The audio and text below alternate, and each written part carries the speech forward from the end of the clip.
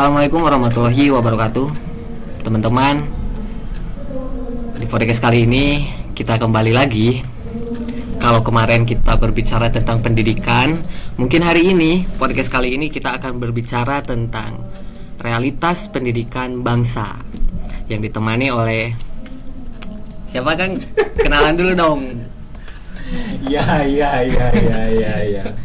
Halo teman-teman humanistik sekalian, nama aku Haris dan sebenarnya aku masih terbilang sebagai mahasiswa juga sih. Masih mahasiswa di ilmu komunikasi, itu untuk ranah pendidikannya ya mungkin kayak gitu. Kalau misalnya untuk di luarnya, alhamdulillah cukup aktif di beberapa organisasi dan juga forum, baik nasional maupun internasional. Nah, sebetulnya saya itu menghadirkan Mas Haris. Iya. Mas Haris. Mas ya. Mas Haris aku ini orang Sunda loh padahal. karena sedikit tertarik. Ya mungkin ini jadi motivasi buat nanti yang mendengarkan, menonton, karena tertarik dengan latar belakang atau pendidikan Mas Haris ini. Boleh dibantu searching itu namanya Haris Wahyudin. Nah itu di situ banyak kan ya AI-nya itu nunjukin abangnya ini ya sih. Nah itu sedikit kepo tuh. Sebelum ke sana, kenapa Mas Haris ini punya gerakan tersendiri atau motivasi buat melakukan hal-hal seperti itu? Apakah karena memang dituntut atau karena memang didikan orang tua atau seperti apa gitu? Kira-kira bercerita saja, ini curhat. Oke. Jadi soal nama aku yang kemudian tercantum di Google ya. Sebetulnya kalau misalkan nama aku tercantum di Google, itu alasannya itu bukan alasan yang wah kayak gitu. Pertama, ada tiga alasan kenapa kemudian aku berikhtiar untuk bagaimana caranya nama aku ada di Google. Seenggaknya ada 3 alasan. Yang pertama itu alasannya karena kebutuhan portofolio. Jadi di portofolio atau di CV kayak gitu, kadang kan suka ada link tuh yang rata-rata orang-orang itu pada saat bikin CV, kemudian ketika mereka menaruhkan link, biasanya linknya itu lebih kepada sosial media. Ya, Instagram, LinkedIn, dan lain sebagainya kayak gitu. Sementara aku pikir kayak gitu akan menjadi suatu hal yang berbeda dan juga unik kalau misalkan aku bisa kasih appendix di sana yang mencantumkan nama aku di Google kayak gitu. Sehingga pada saat someday mungkin kayak gitu, aku juga gak tahu, si HRD ngelihat CV aku dan ternyata nama aku bisa di searching di Google, di sana sudah tercantum profile aku tuh apa aja, achievementnya apa aja, dan apa aja yang pernah aku lakukan kayak gitu. Sehingga dari proses ikhtiar ini, pada akhirnya aku seakan-akan ingin menunjukkan bahwa aku tuh transparan ini nih. Pada saat aku ngasih CV ke, misalkan dalam konteks kerja ya, pada saat aku mau kerja, ini loh transparan ini, itu yang aku bisa, itu yang aku pernah lakuin, dan let's make a deal kayak gitu. Jadi bisa langsung cut to chase kayak gitu. Jadi itu alasan pertama. Itu tiba-tiba ada Google nama Bang Haris bisa di searching itu otomatis atau ada ikhtiar atau kita upload apa gitu, gimana tuh? Sebenarnya kalau misalkan kita bikin karya basisnya digital yang kemudian di up ke website, itu tuh pasti nama kita itu pasti ada. Otomatis pasti ada. Pun termasuk yang biasanya orang-orang yang suka diucapin selamat dan sukses di flyer kayak gitu di sosial media, kadang-kadang mereka juga muncul kayak gitu. Meskipun mungkin nggak pernah bikin karya, misalkan cuma flyer doang setakat dan sukses pelantikan lalu kemudian jadi narasumber kayak gitu tanpa nulis apapun, sebenarnya bisa muncul juga.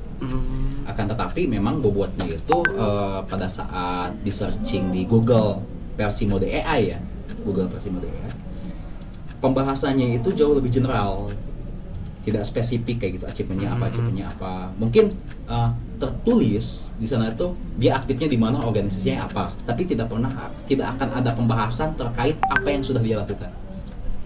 Itu perbedaannya. Kayak gitu. Dan selain daripada sosial media juga lewat ruang-ruang tulisan, lalu kemudian juga kalau misalkan mungkin yang memiliki kemampuan spesifik kayak misalkan graphic design atau videografi kayak gitu. Ketika kita ngupload di Pinterest atau di Behance, langsung ada. Itu bisa langsung ada. Kayak gitu. Jadi basisnya itulah kekaryaan, dan terlebih juga saat ini algoritma Google itu jauh lebih memprioritaskan karya-karya yang sifatnya itu manusia kayak gitu. Sehingga pada saat teman-teman siapapun itu, pada saat kita membuat sebuah karya yang beneran ditulis pakai tangan kita sendiri sebagai manusia kayak gitu ya, chance untuk kemudian karya kita bisa di-up di Google itu jauh lebih besar persentase. Kayak gitu ya. Itu sih. Jadi inti poinnya bagaimana caranya kita untuk nama kita bisa ada di Google adalah dengan cara kita membuat sebuah karya, baik itu bentuknya tulisan atau misalkan bisa di sosial media juga bisa kayak gitu. Yang penting kata kunci dari nama kita itu masuk. Gitu. Alasan pertama itu. Mas Aris ini sebetulnya aslinya orang mana sih, Mas? Aku aslinya Majalengka. Majalengka. Oh. Kuliah ke sini ya kuliah kesini gimana ya? Kenapa dulu kenapa tiba-tiba apa ya alasan kuliah lah gitu? Kenapa mesti kuliah gitu? Alasan kenapa aku kuliah karena alasannya sangat sederhana dan emosional ya kayak gitu. Emosional. Sederhana dan emosional kayak gitu. Jadi titik kesempurnaan alasan yang aku miliki itu terjadi pada saat tahun 2014-15an. Yang dimana alasan aku tuh itu 2014-15 masih SMA? Masih umuran SMA lah kayak gitu. Pada saat itu aku kondisinya gak sekolah SMA. Oh berarti sebelum masuk SMA nggak sekolah dulu? Sekolah itu terakhir cuman sampai SMP. Oh terakhir sampai SMP. Jeda dulu? Nggak jeda. Oh nggak jeda. Emang SMP nggak SMA tapi ngambil paket. Oh SMA-nya paket. SMA-nya paket. Serius? Paket ini. Oh paket C. Enggak sekolah biasa gitu enggak? Oh enggak? Oh paket C. Terus. Kok banyak yang gue percaya sih ya? Iya menarik ini kan. Iya. Waktu itu gak sekolah kayak gitu. Tahun 2014-2015an itu. Dan waktu itu kondisinya aku juga lagi kerja. Dalam keadaan aku datang dari sebuah kampung atau dari sebuah desa kayak gitu yang gimana ya sifatnya mungkin secara ekosistem atau lingkungan tempat aku berasal itu sangat jauh sekali dari hal-hal yang bersifatnya itu pengembangan diri. Karena kampung aku tuh namanya itu Masugi. Ya sebagaimana layaknya kampung saja kayak gitu.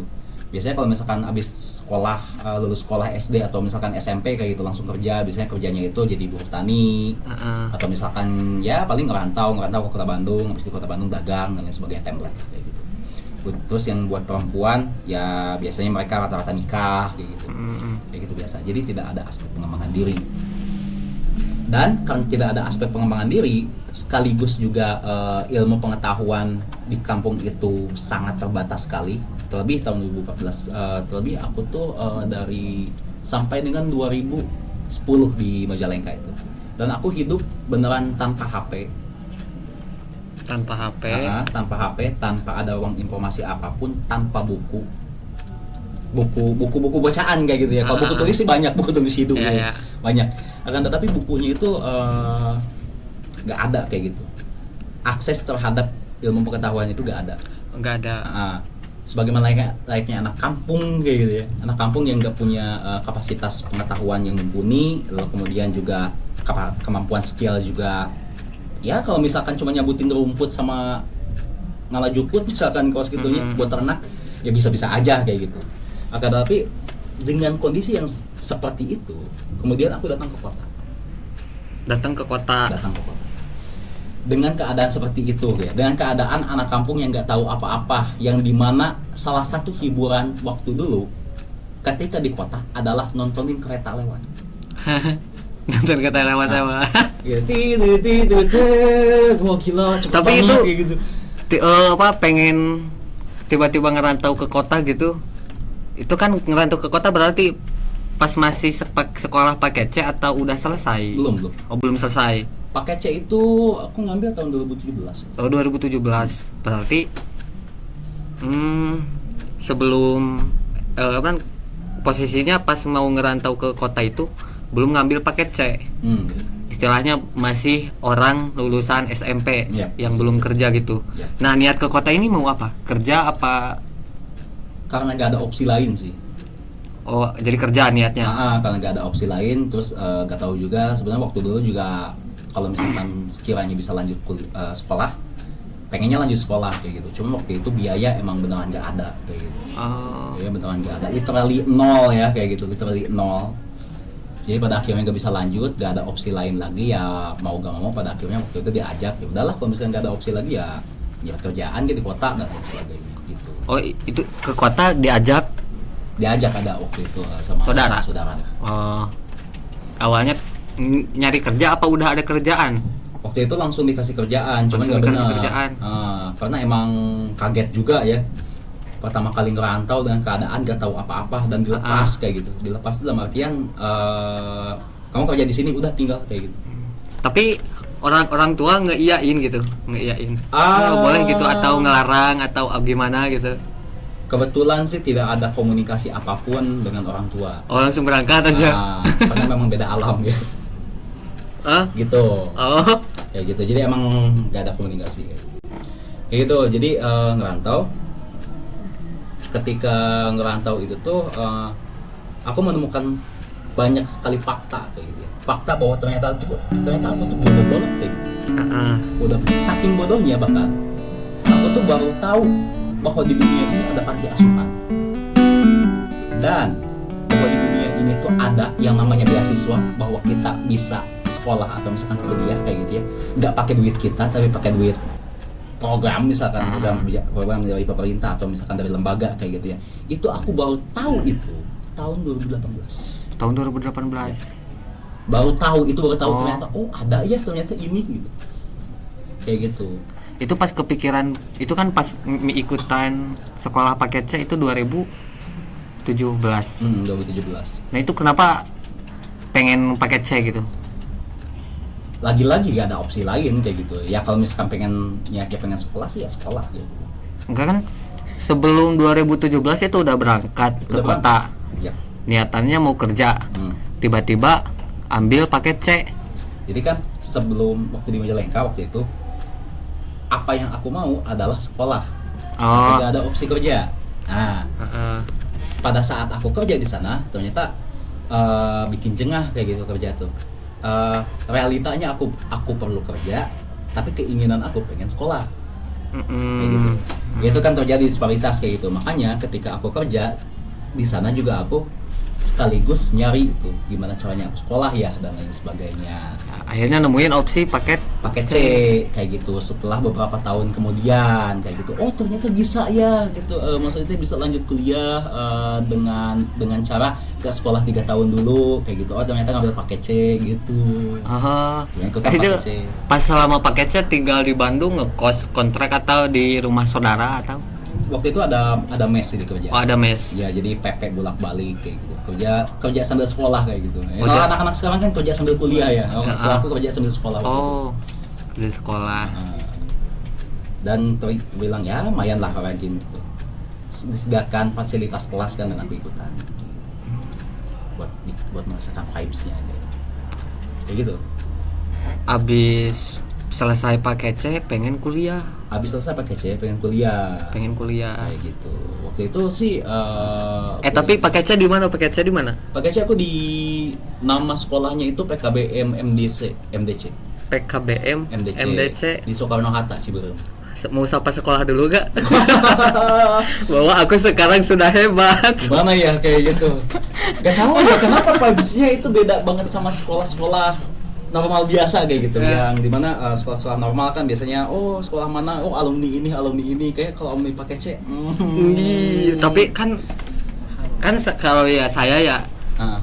sekolahnya lancar-lancar aja, tapi ya dari segi cara berpikir itu saya di bawah, gak ada yang dibanggakan kan. Ini harusnya bangga dong.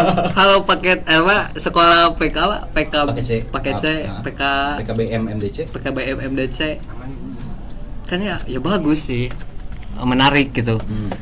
Dari sekolah paket C terus tiba-tiba punya cara berpikir yang saya bingung ngedeskripsikan cara berpikirnya itu seperti gimana gitu.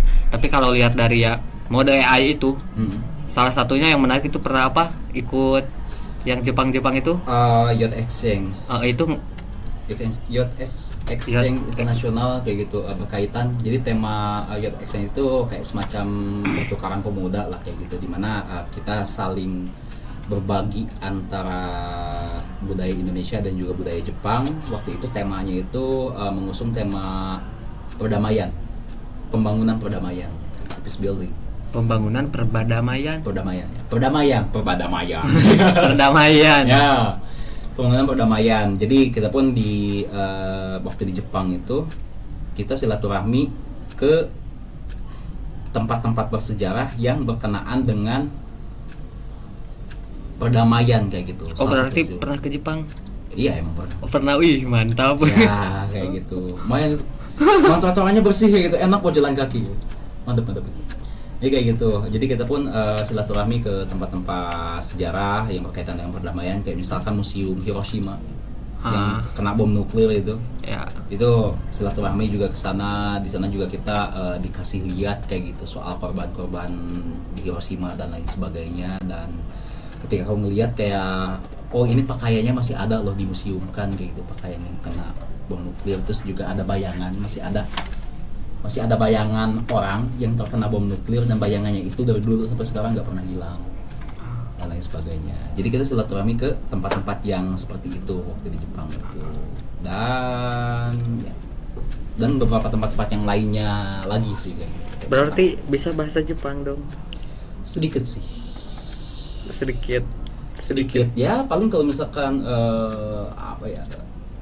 perkenalan diri mungkin bisa beberapa kata kayak misalkan tabemas, makan minum dan lain sebagainya, pesan atau misalkan nanya toilet ya bisa lah kayak gitu. Cuman kalau misalkan sampai ke percakapan yang panjang sih masih basic banget.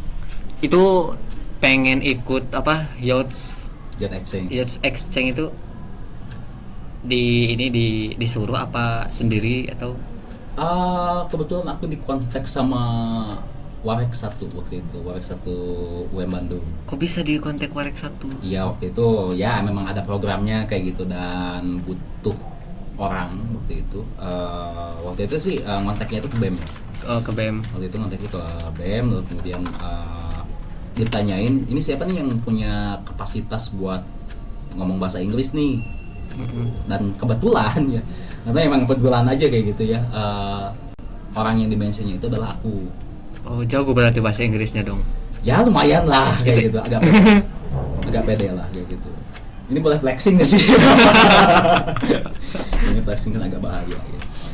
Ya kalau misalkan aku tes sih, waktu itu pernah tes TOEFL, cuman bukan tes yang TOEFL-nya itu ITP, belum sampai ke sana.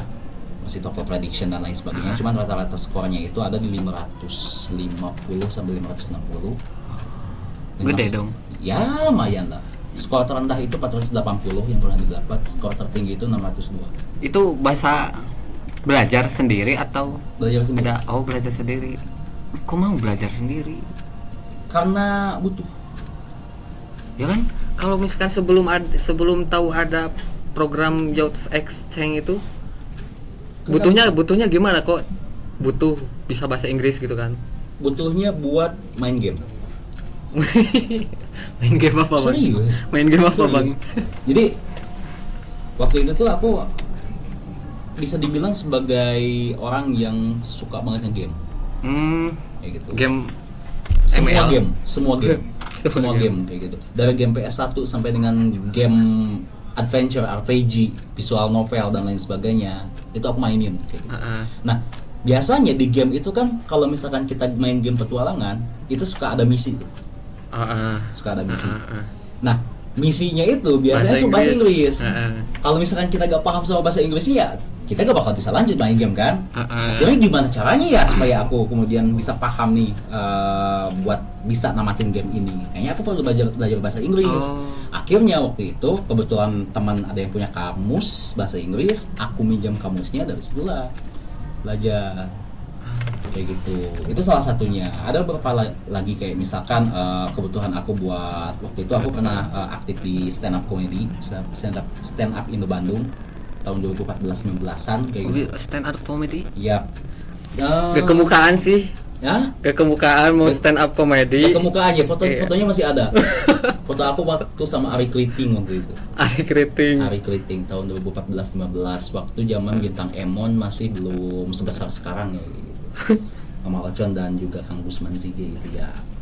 Pernah ada di sana. Aktif banget berarti ya di luar. Aktif banget waktu dulu. Jadi waktu itu aku ikutan stand up dan aku kan coba belajar stand up dan kebetulan waktu itu referensi aku adalah stand up komedian asal Inggris. Namanya itu Eddie Izzard. Dan aku pengen paham soal pola bagaimana Eddie Izzard ini membuat jokesnya kayak gitu, patternnya. Makanya aku download transkripnya Eddie Izzard, kemudian aku terjemahkan di sana. Yang kemudian dari proses penerjemahan transkrip stand up comedy ini ngasih aku kapasitas buat bisa belajar bahasa Inggris secara otodidak. Gitu sih. Jadi aku pikir sih apa ya? Kalau misalkan aku tadi coba sambungin ya ke pembahasannya Ariel yang bilang bahwa kok bisa cara berpikir aku kayak gini, punya kemampuan yang kayak gini, sementara aku cuman secara pendidikan formal itu cuma lulusan SMP. Secara pendidikan formal lulusan SMP, kemudian SMA-nya diganti sama paket C gitu. By the way, paket C itu bukan pendidikan formalnya, gak dihitung. Jadi kalau misalnya pendidikan formal itu SD, SMP, SMA, kalau paket C itu gak masuk. Kayak gitu, itu pendidikan formal. Kenapa sih kemudian bisa kayak gini kayak gitu ya? Kenapa kok bisa kayak gitu ya? Sementara orangnya kan kemarin pernah ketemu juga ya di kegiatan seminar itu. Seminar itu. Saya lihat PPT-nya lumayan mantap, Pak. Oh iya. Bahasanya lumayan. Meskipunnya sampai sekarang nggak inget semuanya, tapi ya quotes terakhir nih paling membayang-bayang. Apa? Yang kebenaran datang dari Allah Subhanahu Wa Taala. Iya. Kesalahan datang dari saya mau bilang tapi kasihanlah editornya kita harus disensor gitu kan. Ya. Nah, alasan kenapa kemudian bisa jadi kayak gitu ya. Kita perlu sama-sama mengamini perkataan Rocky Gerung. Yang beliau bilang bahwa ijazah itu adalah tanda orang sekolah.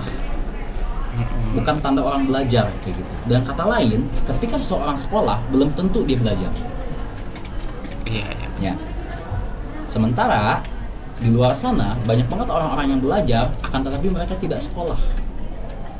Perbedaannya adalah yang cuma sekolah hanya dapat ijazah, yang belajar dapat ilmunya dan mampu untuk dipertanggungjawabkan. Kayak gitu.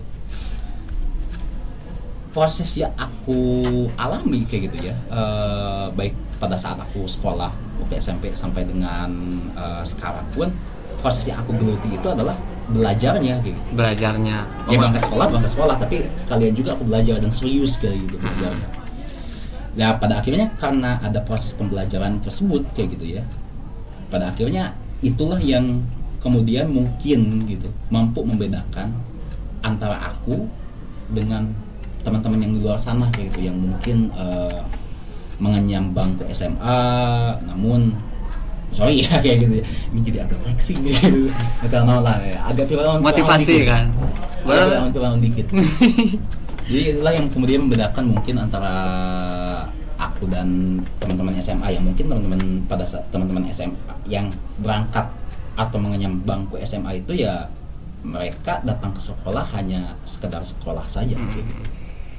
Sebetulnya belajarnya itu mungkin mungkin karena nggak ada motivasi, nggak ada pecutan, nggak ada apa misalkan kayak gitu mungkin ya. Kalau misalkan masuk ke kuliah enggak ya? Saya sebenarnya bingung ini kan. Mau masuk ke kuliah, kepo sebenarnya gitu kan. Kepo apa ya? Kayak tadi pembahasan yang dari sana. Itu sebetulnya problemnya itu apa sih Kang sebenarnya? Problem apa? Problem problem yang aku alami di kuliah gitu. Logistik aja. Logistik. Logistik dalam kalau misalkan lebih spesifik logistik dan operasional ya. Aduh kurang ngerti. Jadi maksudnya logistik dan operasional itu adalah gini. Kita sehari-hari butuh makan kan? Butuh makan ya? Iya. Kita ke perkuliahan butuh ongkos. Ya. Oke. Makan biasanya kita beli kan, kalau misalnya kota kayak gitu, nggak mungkin bertani kan, gitu kan, melaka lah beas 3 bulan, terus itu kan kalau bisa dahar kan nggak mungkin, butuh kan buat uang lah kayak gitu, ongkos juga kan butuh uang, gitu. Masalah itu di situ. Dan emang pertanyaannya mungkin kayak gini, emang sega ada duit itu ya, kemudian untuk bagaimana caranya aku bisa memuluskan perkuliahan gitu ya. Yang by the way, aku kasih konteks terlebih dahulu mungkin ya kayak gitu. Gue semester 12. Gitu. Aja. Saya bukan contoh yang baik ya. Mohon jangan dicontoh. Saya ragu-ragu dari tadi mau bilang kayak gitu. Ya kan malah atau buka aja lah gitu. Kayak gitu ya. Jadi permasalahannya itu ada di situ karena tadi kan aku mention di awal bahwa ngejarnya belajar. Enggak, bukan itu. Aku sama orang tua udah beda alam kan.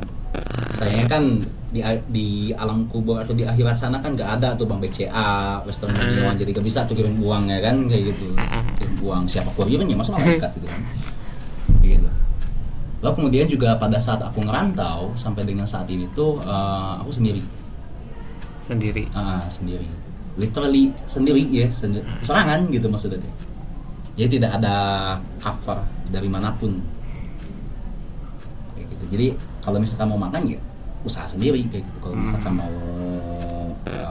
misalkan mau punya ongkos ya usaha sendiri dan lain sebagainya kayak gitu. Yang pada akhirnya kemudian ya cukup banyak dari apa yang aku dapatkan untuk menutup permasalahan logistik dan operasional itu ya dari apa yang aku ikhtiarkan dan juga dari jejaring relasi dan juga pertemanan yang aku bangun. Thanks to my friend wherever you are, karena kebanyakan dibantu temen kayak gitu sampai dengan saat ini masih bisa hidup kayak gitu logistik dan operasional. Jadi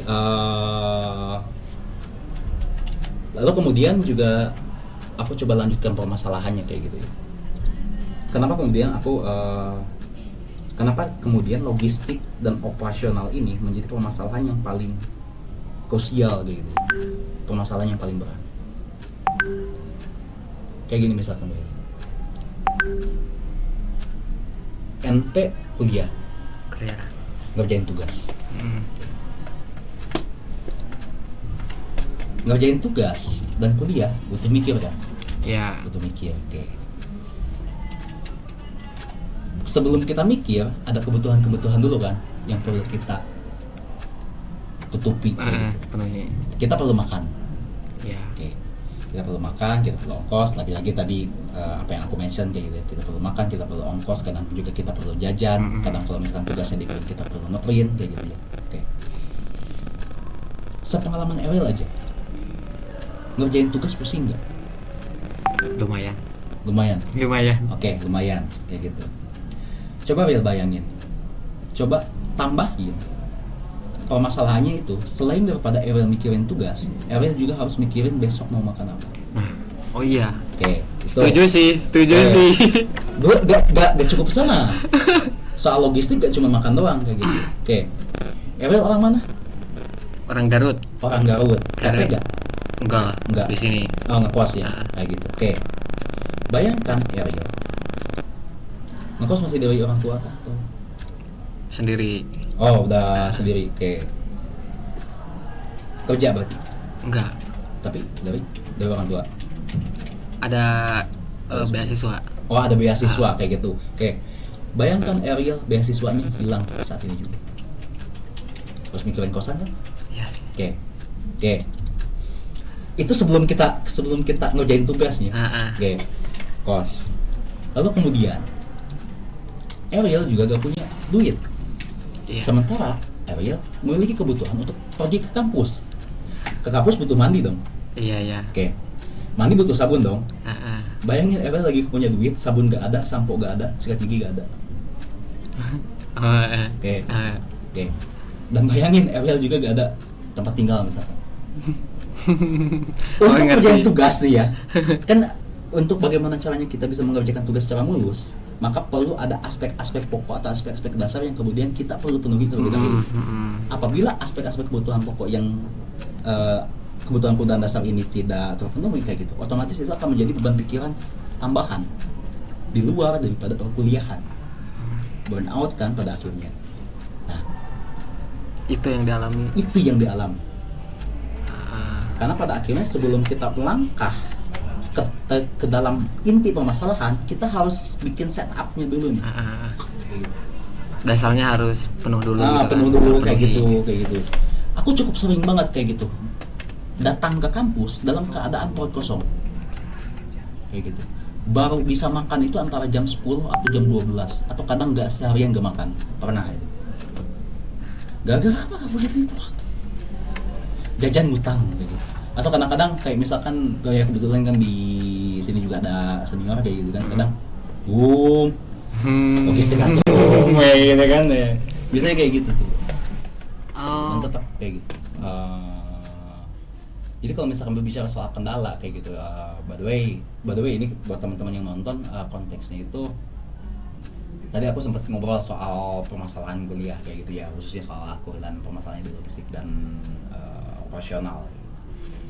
Dan permasalahannya itu, alasan kenapa itu menjadi inti permasalahan karena itu. Iya sih, emang kalau misalkan ya perut lah, kalau perutnya gak terisi ya bingung. Iya. Seperti fokus kita juga berantakan. Itu kita harus mengamini kata-kata presiden waktu kemarin pidato sih kayak gitu. Kalau perut gak diisi ya mati ya. Agak susah juga gitu kan. Nah kalau misalkan kita kaitkan dengan sistem pendidikan,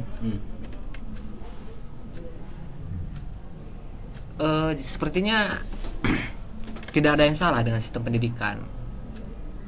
Yang salah itu dari manusianya. Manusia yang tidak terpenuhi perutnya, kemudian tidak ingin belajar.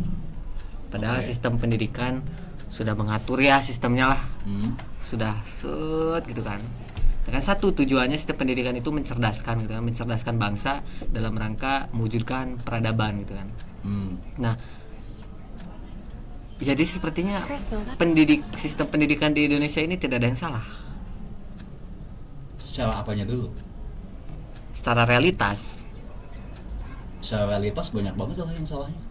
Mungkin kan banyak yang tidak sekolah, gitu kan. Dengan alasan susah akses. Atau tidak ada logistik. Itu kan permasalahannya bukan dari sistemnya, Win. Bukan dari sistem pendidikan. Tapi dari masing-masingnya sendiri. Dia yang tidak hebat, bagaimana cara mencari sistem pendidikan itu. Kan kalau kita lihat pengalaman Bang Haris itu kan dari kampung gitu kan. Dengan karena punya satu tujuan niatnya buat belajar ke kota, kemudian awalnya memang kerja, kemudian akhirnya pakai C dan kuliah, Itu kan jadi salah satu bukti di mana sistem ini tidak ada yang salah. Fifth grade, pause it. Oh, What happens jadi when you mix maksudnya chemicals together? pencerdasan You create yang a new lahir dari substance. pendidikan What if they're itu making something? sebetulnya Themselves? masih I mean, come on, if you drink this crap, it'll bisa kill you. diraih. Yeah, if you're human. Jika mereka Sama. ingin. Jika mereka ingin kayak gitu ya. Oh, aku bisa katakan bahwa itu salah, Win. Kenapa? Itu salah. Maksudnya gini, jika Ariel berbicara seperti itu dengan melihat studi kasus aku kayak gitu ya. What? Pertanyaannya adalah, apakah mayoritas Yesterday, paling minimal Tom and a 50% bandage on his plus satu orang-orang sama kayak aku semua? Bro? Enggak. Apakah aku terbilang minoritas? he was attacked. Kayaknya iya sih. Nah, iya. Iya. Iya apa enggak bisa. Bisa jadi bisa enggak. Bisa enggak kayak gitu. Ya sekarang kayak gini deh.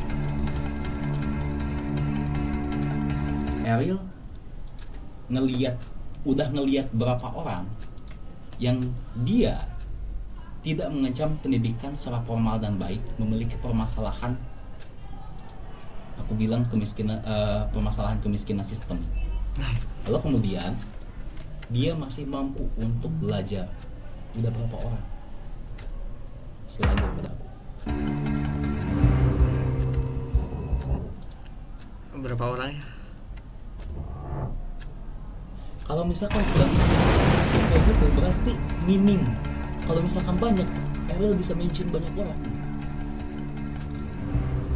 Iya sih, tapi kalau pengalamannya lihat Bang Haris karena punya niat yang teguh gitu kan buat pengen sekolah, akhirnya ya alhamdulillah dapat peluang gitu kan. Nah di satu sisi ketika saya tawarkan ke beberapa anak-anak buat kuliah, contohnya kan buat kuliah, mereka kuliah, ayo kuliah gitu kan, gak perlu mikirin apapun, teman-teman gratis kuliahnya. Tidak mau, mereka tidak mau. Oke.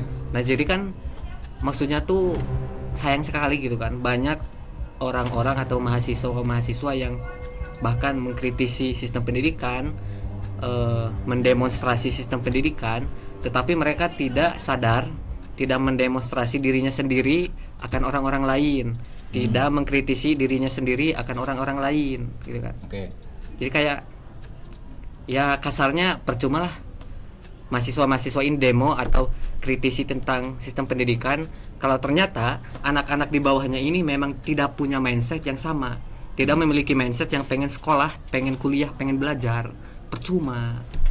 Pada akhirnya sistem pendidikan itu Akan terus dirusak, akan terus dikritisi, tidak akan ada benarnya. Karena memang dari awalnya anak-anak yang ya contoh lah kalau misalkan berbicara tentang kuliah, anak-anak yang SMA ini dasarnya tidak pengen kuliah. Percuma kan gitu kan, mahasiswa kritisi tentang sistem pendidikan, tapi anak-anak SMA-nya tidak mau kuliah. I have to go back. Itu kayaknya di PR mahasiswa, di mana mahasiswa ini harus punya tujuan atau punya There must be a place where gerakan langkah buat bagaimana caranya memunculkan kesadaran pada siswa-siswa SMA ini agar mereka semangat kuliah, semangat belajar. Setuju gak sih? Enggak. Kenapa enggak? How do we find it? kok bebannya malah jadi ke mahasiswa? Ya kan katanya mahasiswa itu agent of change, agent of control, dan agent of segalanya itu kan. Itu kan dari situ artinya mahasiswa ini kalau berbicara tentang informasi informasi yang mesti akan ditanyakan oleh masyarakat. Contoh ketika ada tsunami gitu kan, masyarakat bingung nih mau nanya ke siapa, ya kan salah satunya ke mahasiswa. Otomatis mahasiswa ini harus serba bisa gitu lah. Iya, jika mahasiswa serba bisa, terus peran negara memberikan peluangnya gitu kan, peluang buat mahasiswa ini serba bisa. Kayak tadi pendidikan, pemerintah ngasih pendidikan gratis ke saya gitu kan, tinggal sayanya pengen belajar atau enggak, dan nanti saya akan jadi orang yang serba bisa, serba tahu informasi. Akhirnya saya berhasil menjadi agen of control bagi masyarakat, agen of change bagi masyarakat gitu kan. Ini kan tadi realitanya sekarang. Berbicara mampu kan mahasiswa kayak gitu. Nah itu mampu gak? Gini. Iya. Was? Sistem itu mempengaruhi bagaimana masyarakat itu berpikir, bertindak dan bergerak. Sistem itu Mempengaruhi. sangat mempengaruhi. Kayak gitu. Sadar atau gak sadar, apa yang kita pikirkan, prinsip yang kita punya hari ini, itu merupakan hasil atau respon kita terhadap sebuah sistem. Don't worry. A little bit eccentric, but Contoh misalkan kayak gini deh. dang. Misalkan di Нет, с моего лица ты лысая американская свинья. politik. Я-то, может, лысый. А вот наручники на Ente тебе cukup sering nggak ketemu sama orang-orang yang kemudian berkiprah di politik? Gak cuma orang partai doang ya? Enggak sih. Politik atau misalkan Enggak. organisasi politik. Belum. Oke, belum. Wait. Ya kayak gini deh. Suka lihat gak kalau misalkan di sosial media ada yang flexing soal harta, Mm-mm. flexing soal jabatan. Tahu gak kita kamu itu? Dari Sistem. kenapa dari sisi Sistem kita, khususnya sistem yang kemudian mengatur pendidikan kita, itu jauh lebih mengedepankan aspek simbolis. Contoh lain mungkin yang akan lebih relevan. Jika kita ingin mendapatkan pekerjaan yang bagus, syaratnya harus punya apa? Jim, pendidikan, come here. gelar, Ijazah. ijazah. Ijazah. Ah, Oke, ijazah. Jika orang yang memiliki ijazah ini tidak memiliki kemampuan, kompetensi, dan lain sebagainya, tapi dia punya ijazahnya dan dia melamar sebuah pekerjaan, potensi kemungkinan dia untuk bisa diterima masih bisa gak? Excuse me. What? tidak punya ijazah, Dia punya ijazah, punya ijazah, nggak punya kompetensi, bisa. masih bisa. Oke. Lalu kemudian ada orang yang nggak punya ijazah, tapi dia memiliki kemampuan, memiliki kapasitasnya. Kemampuan, kapasitas, kompetensi. Taruhlah misalkan dia nggak punya ijazah sekolah atau tidak punya ijazah sarjana soal akuntansi misalnya, tapi dia memiliki kemampuan, kapabilitas untuk berperan sebagai akuntan, tapi dia gak punya ijazah. Lalu kemudian dia melamar ke sebuah lembaga konsultan akuntansi misalnya, apakah dia bakal diterima? Ya, enggak sih. Enggak, itu kan Ya, enggak ya. Kenapa? kan formalitasnya gitu. Dia punya ijazah kan? Iya, Ya. Dan itu yang dilanggengkan di Indonesia. yang dilanggengkan. Ya, coba tanya teman-teman mahasiswa kayak gitu. Alasan kenapa mereka kuliah? Pengen dapat pekerjaan. Nah itu, Banyak banget kayak gitu. ya sayang Gimana sekali. caranya mendapatkan pekerjaan kayak gitu? Pada akhirnya mereka kuliah. Apakah mereka kuliah yang sekedar kuliah? Bukan. Yang mereka incar adalah ijazahnya. Yang mereka incar adalah IPK-nya. Sayang sekali masih kondisi seperti itu. Banyak yang ngomong masalah IPK. Ya kan? Itu dapat orang sekian, itu dapat orang sekian, orang nilainya tuh A, dan lain sebagainya. Itu yang kemudian mereka masalah. Karena gini, enggak.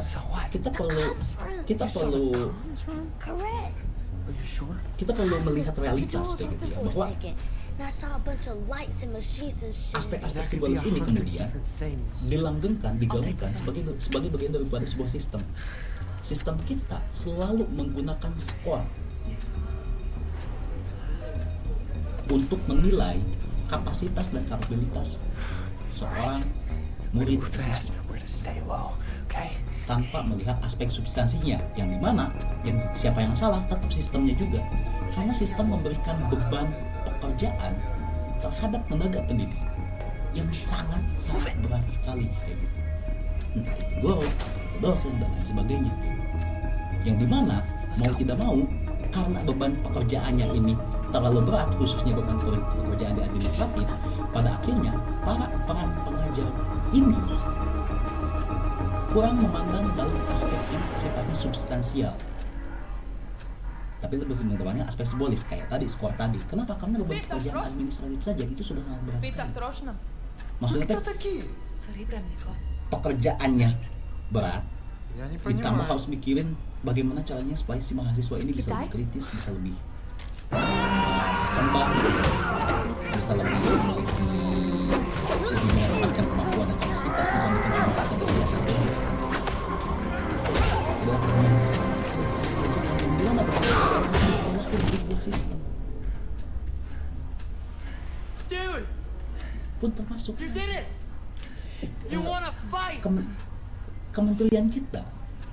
Nggak tahu ya, aku ini belum baca lagi soal kebijakannya itu kayak gimana, cuman selalu menitik beratkan kepada ijazah yang dimana ketika aku coba ngobrol sama salah satu calon doktor dari Universitas Rubin Kazan University, kotanya di Kazan, negara Rusia. Beliau bilang bahwa di negara-negara luar, khususnya negara-negara yang sudah terbilang maju, mereka menegasikan ijazah sebagai syarat pekerjaan, tapi tetap dijadikan pertimbangan, yang dijadikan acuan. Kenapa? Karena menurut pandangan gue, mereka sudah jauh lebih memahami aspek substansial dari kemampuan dan kapasitas, yang dimana terkadang kemampuan dan kapasitas tidak bisa dilihat hanya dari sekedar sekolah di luar. Dan aku pun bisa membuktikan. Coba tanya mahasiswa dari yang sudah lulus. Tanya udah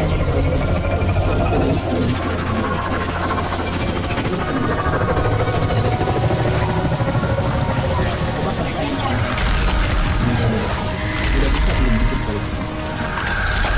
Bisa dibedain nggak antara polisi sama polisi?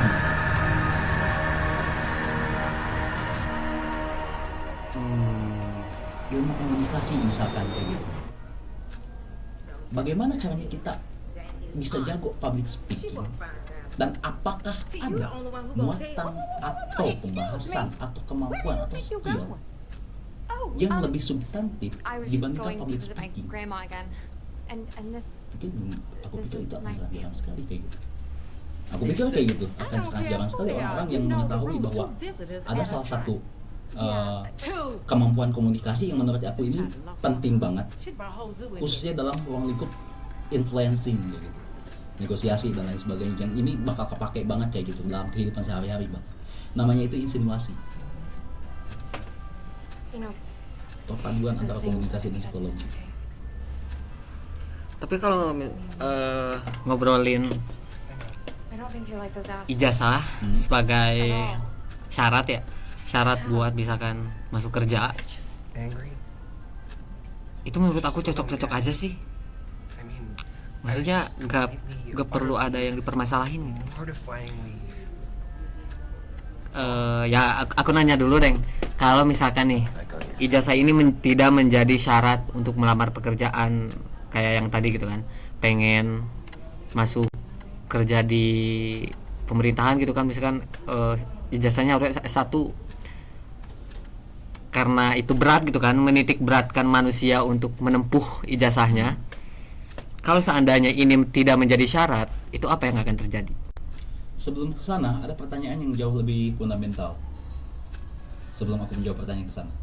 Pertanyaannya adalah, kenapa kemudian syarat ijazah ini masih dijadikan sebagai syarat oleh perusahaan?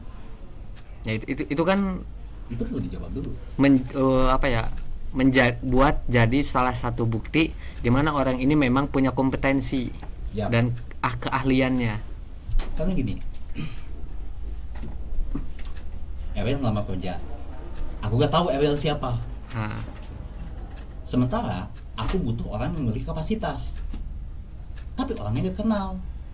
Bentuk seperti apa nih yang kemudian bisa aku percayai bahwa orang ini memiliki kemampuan kapasitas? Ijazah pada akhirnya. Nah, seharusnya apabila kita berpikir secara sistemik kayak gitu ya, gimana caranya ekosistem pendidikan ini lebih kepada mengedepankan kemampuan dan kapabilitas mahasiswanya, yang kemudian kemampuan dan kapabilitas mahasiswa ini itu menjadi sebuah kultur yang sama-sama dipahami secara universal oleh masyarakat, khususnya oleh perusahaan, yang dimana sampai pada titik dimana perusahaan tidak membutuhkan ijazah lagi, karena ruang pendidikan itu sudah masif, orang-orang Indonesia khususnya sudah memiliki kemampuan, kapabilitas dan skill, karena lembaganya itu terbuka untuk seluruh masyarakat Indonesia, oleh pemerintah juga motivasi didorong untuk masyarakatnya itu belajar ke lembaga-lembaga pelatihan, ke lembaga-lembaga pendidikan kayak gitu. Sehingga pada akhirnya memunculkan asumsi terhadap perusahaan bahwa sistem pendidikan yang dibangun oleh pemerintah ini sangat masif, substantif, dan itu tercermin di dalam diskursus masyarakatnya, baik di sosial media maupun di offline, misalkan pada saat kopi darat, pada saat ngobrol di kafe kayak gitu. Sementara pada saat diskursusnya jauh lebih substantif, kemudian juga ketika kita keluar rumah, setiap orang yang kita temui itu memiliki kapasitas, kemampuan, dan skill yang mumpuni kayak gitu, dan hampir semua orang kayak gitu ya. Apakah perusahaan kemudian akan membutuhkan ijazah? Gak akan.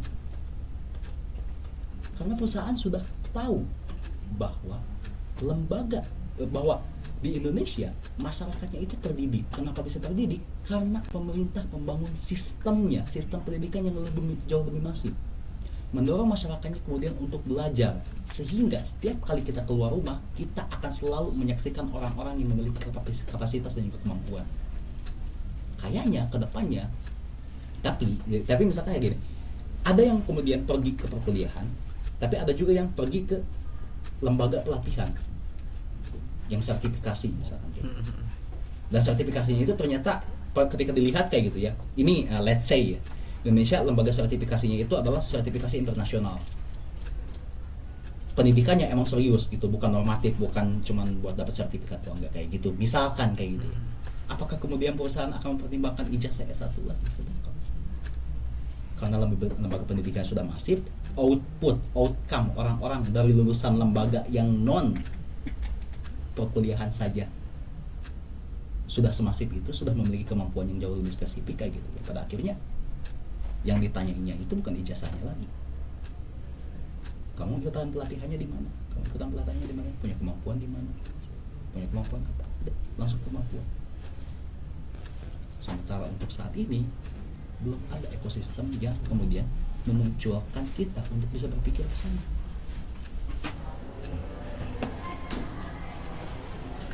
Bentar.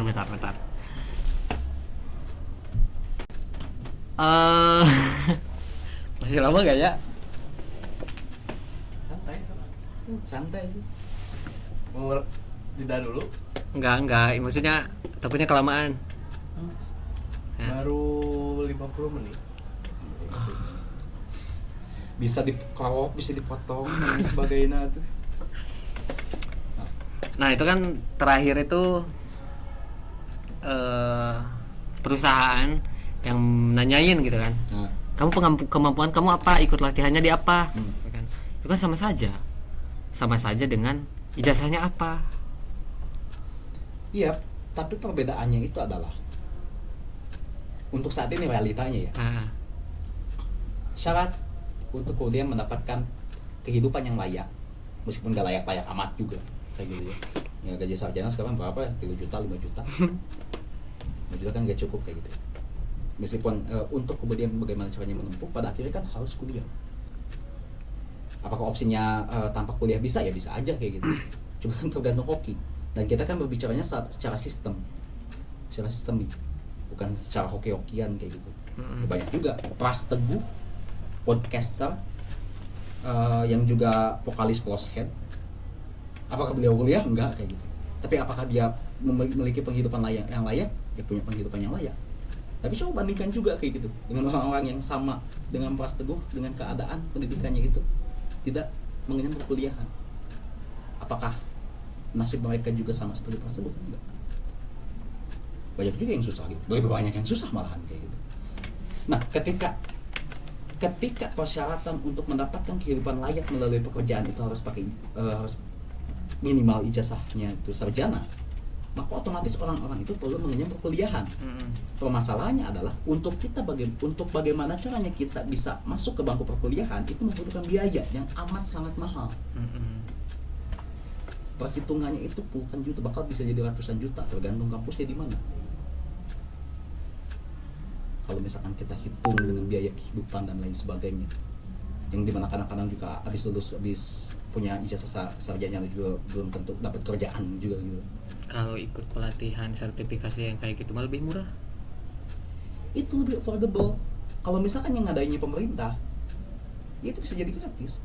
Sekarang aja Kemenaker, Disnaker dan lain sebagainya itu membuat lembaga pelatihan dan mereka bikinnya itu gratis, lebih affordable gak? Lebih bisa dijangkau.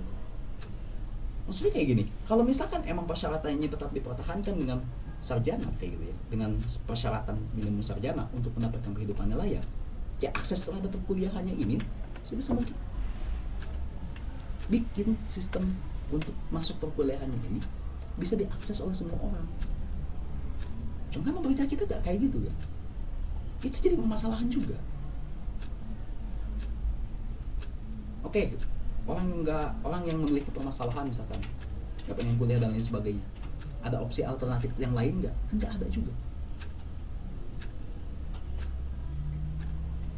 Pada akhirnya apa? Banyak juga yang pada akhirnya fenomena orang dalam dan lain sebagainya. Ya kan itu. Orang dalam yang kalau mau kerja harus bayar uang dulu. Kan kita ada alternatif lain. Alternatifnya antara kuliah mahal, atau bayar orang buat masuk kerjaan sekitar puluhan juta. Ya orang akan berpikir bahwa ya mendingan langsung bayar, langsung kerja. Ngapain kuliah dulu? Kalau kuliah dulu kan belum tentu bisa bekerja. Dan itu tercipta daripada sistem pendidikan kita. Soal urusan biaya, soal urusan pendiasporaan lulusan sarjana, yang seharusnya lapangan pekerjaan itu didasarkan kepada output ataupun outcome daripada lulusan daripada kampus-kampus. Penciptaan lapangan pekerjaan itu seharusnya seperti itu, akan tetapi kan pemerintah kita tidak menciptakan hal tersebut. Lapangan pekerjaan yang diciptakan apa? Ompreng, Kopdes. supir kayak gitu. Ngubah ompreng, yang butuh kuliah kan enggak. Gitu. Lapangan pekerjaannya pada akhirnya lapangan pekerjaan yang ditimbulkan kayak gitu. Bukanlah lapangan pekerjaan yang mampu dikorelasikan dengan pendidikannya gitu. Ya sekarang anak-anak teknologi pangan halal kayak gitu, mereka pada saat mau kerja kemana? Anak-anak komunikasi pada saat mereka kerja kemana? Kerja ke media misalkan. Oke, kita punya berapa banyak media pada saat anak-anak TKH lulus kayak gitu. Oke, ada berapa banyak perusahaan-perusahaan atau usaha-usaha yang kemudian berkaitan dengan pangan, atau yang lebih spesifik soal teknologi pangan gitu. Orang-orang yang agribisnis misalnya kayak gitu. Seberapa banyak akses dimensi yang bisa diakses oleh lulusan-lulusan agribisnis gitu untuk kemudian bertani dan lain sebagainya. Gak ada juga kan ikhtiar untuk sana. Bukan gak ada sih, cuman gak masif dan gak jadi prioritas. Yang diprioritaskan kan tetap kayak gitu, makan gitu sama kurasi gitu. Itu kan jadi masalah. Makanya jangan heran kalau misalkan banyak banget lulusan sarjana kayak gitu ya, yang kemudian jurusannya apa, kerjaannya apa, yang jurusannya IT, kerjaannya ngojek misalkan kayak gitu. Itu merupakan produk dari sistem gitu. Sistem tidak menciptakan lapangan pekerjaan yang masif berlandaskan daripada data dari sarjana-sarjana atau kampus-kampus atau jurusan-jurusan yang ada.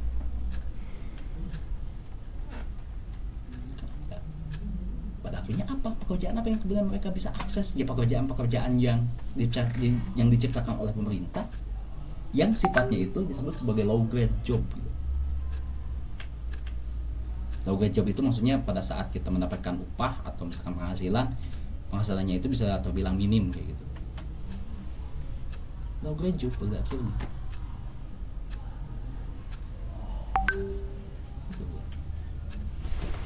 Jadi ketika kita berbicara soal sistem kayak gitu ya, apakah siapa yang kemudian mampu, apa yang kemudian jauh lebih penting, apakah sistem atau orangnya kayak gitu? Kita perlu sama-sama memahami bahwa antara orang dan juga sistem itu sama-sama penting. Akan tetapi tetap gitu, sistem akan mempengaruhi cara kita berpikir, cara kita bertindak, cara kita bergerak kayak gitu ya, secara komunal kayak gitu. Dan orang-orang, kalau misalkan Ariel memandang aku sebagai anomali kayak gitu ya, sebagai sesuatu yang berbeda kayak gitu ya, ya karena minoritas aja. Ada variabel lain yang kemudian ada di dalam diri aku. Tapi kan belum tentu secara sosial, secara fenomena. Sama seperti demikian. Sistem itu menjadi faktor paling penting, paling utama, karena itu mampu mempengaruhi bagaimana cara masyarakatnya itu berpikir, bertindak, dan bergerak. Berarti kalau misalkan hari ini, ya terakhir deh, saya sudah mumet. Iya. So,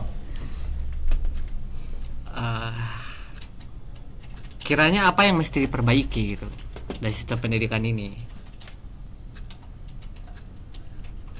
atau tidak ada sama sekali? ada. Tapi ikhtiarnya itu pasti bakal lama, panjang banget. Panjang. Kita harus sama-sama pahami bahwa kenapa Jepang saat ini bisa sustain sebagai negara yang maju. Karena sistem tersebut kemudian dibangun,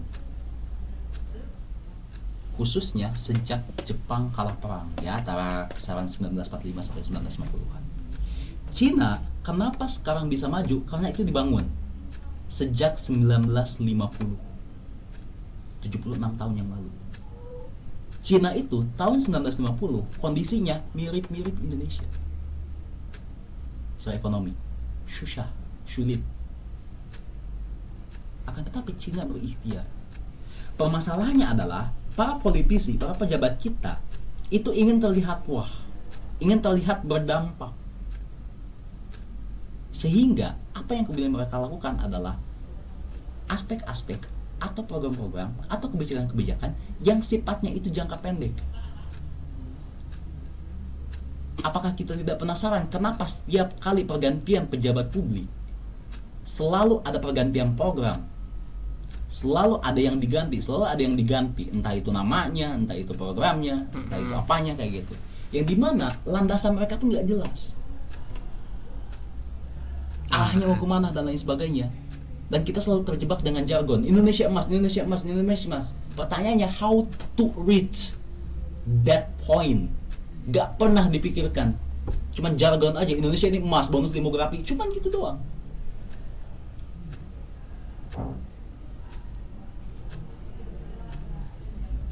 Permasalahannya itu, kita perlu berpikir bahwa untuk menyelesaikan permasalahan sampai ke akarnya itu akan membutuhkan waktu yang lama. Dan kata lain, para politisi, para pemerintah sekarang itu perlu mengamini terlebih dahulu, perlu humble terlebih dahulu, bahwa kita adalah orang yang sok-sokan jadi besar, padahal kita itu adalah orang yang kecil gitu maksudnya. Kita terlalu pengen menampilkan suatu hal yang wah, padahal kita gak wah-wah amat gitu. Gaya-gaya, banyak gaya. Itu pertama permasalahannya. Lalu kemudian permasalahan yang kedua adalah khususnya soal sistem pendidikan kayak gitu ya. Sebisa mungkin kebijakan yang dibuat itu mengarahkan kepada akses terhadap pendapatan yang layak kepada seluruh masyarakat. Itu terlebih dahulu.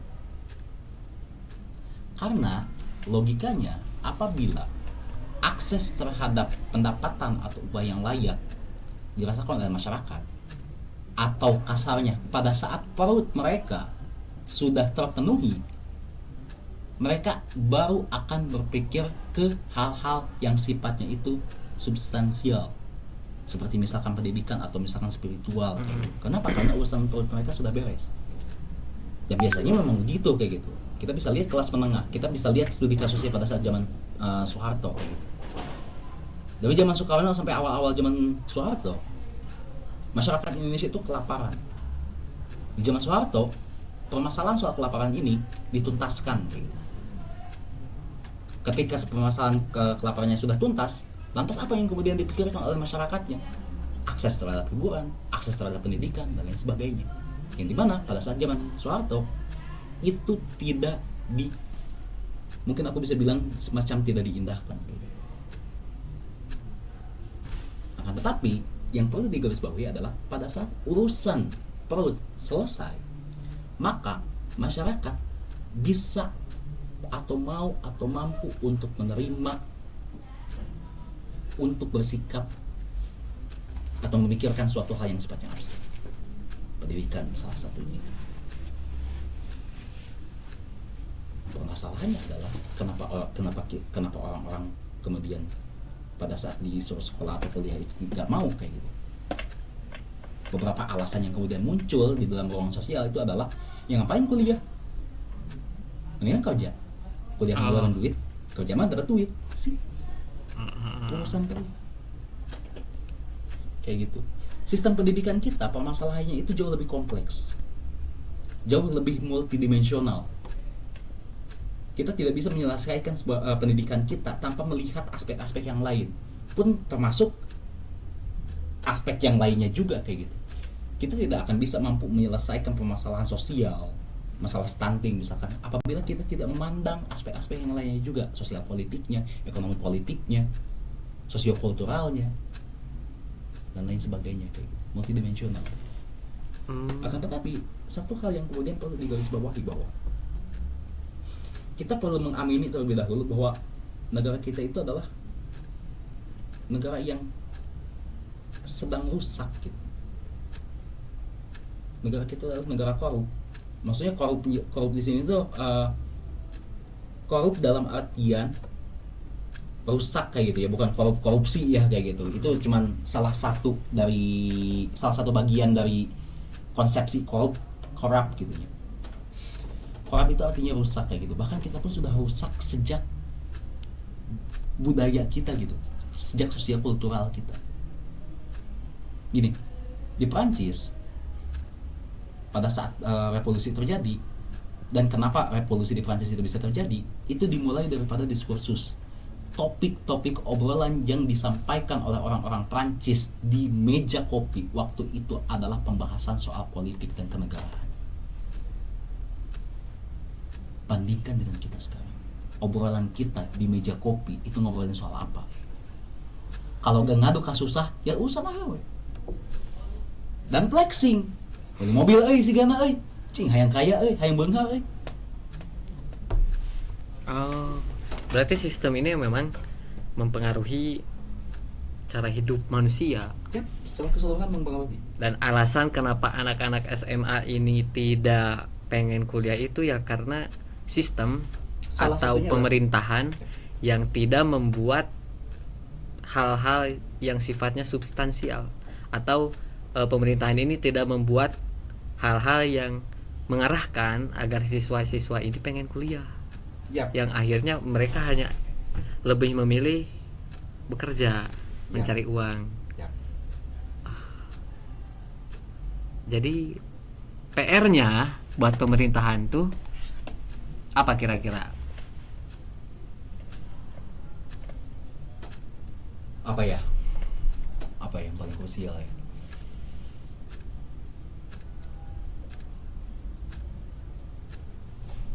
Mengamini bahwa kita adalah negara yang kecil, mengamini bahwa kita adalah negara yang bodoh.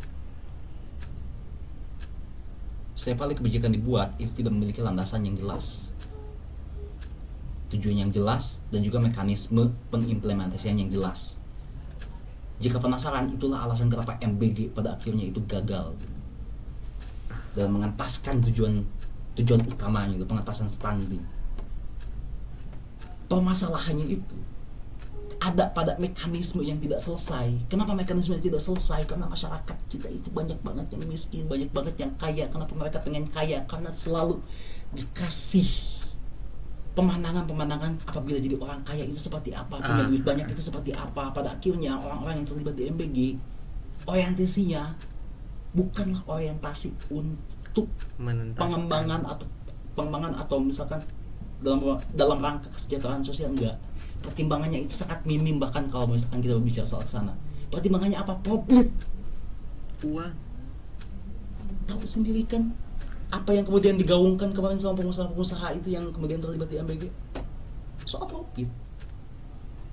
Kenapa bisa demikian? Ya emang sistem kultur Indonesia itu ya memang seperti itu. Dan kenapa bisa seperti itu? Ya dibangunnya itu seperti itu. Sistem pendidikan kita itu gak tahu kenapa gitu. tidak mampu menyelesaikan bahwa flexing itu adalah suatu hal yang buruk, judo itu adalah suatu hal yang sifatnya buruk, bahkan kita pun tidak mampu untuk memberikan sebuah narasi untuk mengentaskan permasalahan itu. Kenapa bisa seperti itu sistem pendidikan kita? Karena normatif. Sistem pendidikan yang normatif, yang sifatnya simbolis, itu hanya akan melahirkan narasi-narasi yang normatif juga. Dan narasi-narasi normatif itu kemudian diaminkan, dikomunikasikan, disebarkan, kemudian tercipta sebuah budaya yang tidak substansial. Untuk organisasi pun sama berarti ya. Organisasi juga sama. Jangan apa ya, kayak tadi ya, normatif aja. Jangan cuman karena memang ada program kerja tiba-tiba harus dilaksanakan tanpa tahu apa orientasi atau tujuan sebetulnya. Ya. Gitu kan. Mekanismenya harus sesuai gitu kan. Ya. Kita harus mampu untuk memahami bahwa setiap tindakan, khususnya kalau misalkan dalam konteksnya organisasi ya, setiap program yang kita jalankan, setiap kebijakan dan juga keputusan yang kita jalankan itu akan berimplikasi terhadap organisasi itu sendiri. Lebih jauh, itu juga akan berimplikasi terhadap sistem yang ada di masyarakat. Percaya gak percaya, itu akan berimplikasi. Contoh misalkan kayak gini deh, aku gak tahu ya organisasi mahasiswa intra lah, misalkan himpunan dan lain sebagainya kayak gitu ya, programnya itu seperti apa. Akan tetapi kayak gini deh, banyak kan yang bikin konser, banyak program-programnya paling kalau gak konser yang substantif paling kajian. Kayaknya konser juga lagi OTW ya. Nah, konser juga kayak gitu. Oke. Konser seru dong. Seru. Oke, seru dong kayak gitu. Itu akan jadi topik pembahasan kan di organisasi. Oke. Itu kan yang dibahas. Kenapa harus itu? Ya. Oke, gini. Topik pembahasannya adalah keseruan soal konser. Flexing tadi.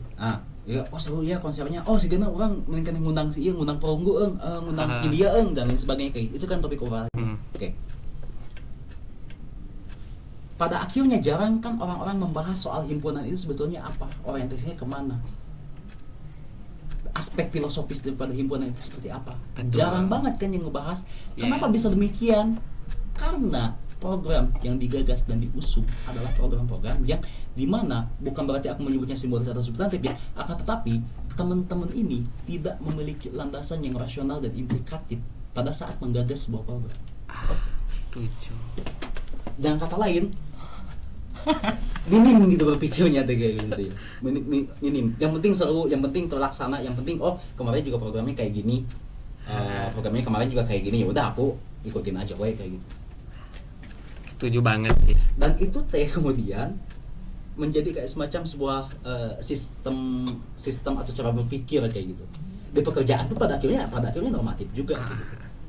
Yang jadi permasalahan adalah kalau misalkan orang yang kayak gini jadi CEO, ya pada akhirnya akan stagnan kayak gitu. Pada saat pembuatan keputusan, karena tidak terbiasa dengan rasionalitas, terbiasa dengan ya yang ada aja dilakonan misalkan kayak gitu, pada akhirnya menciptakan orang-orang yang ini nggak tahu kalau misalkan di sini ada teman-teman yang nonton yang udah kerja kayak gitu dan punya manajer atau supervisor yang nyebelin, mengambil keputusan seenaknya dewe dan lain sebagainya.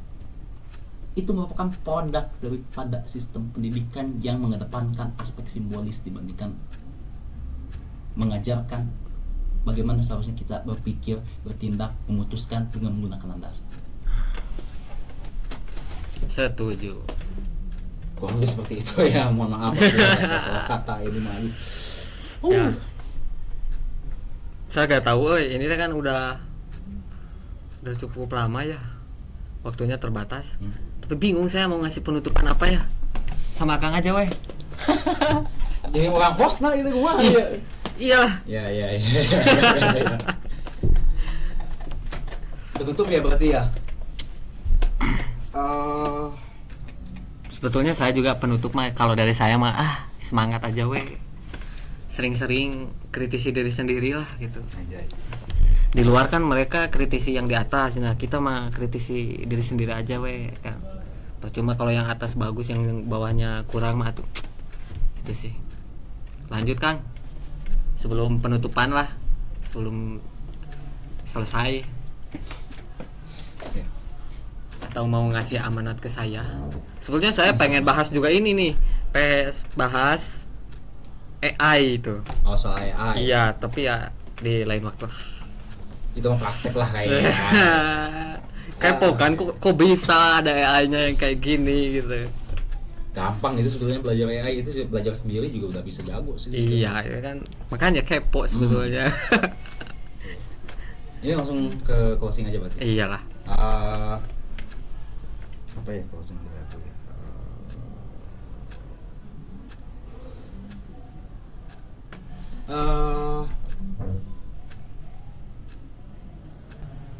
Jika teman-teman hari ini merasa pusing karena kebanyakan informasi yang kemudian datang dari sosial media,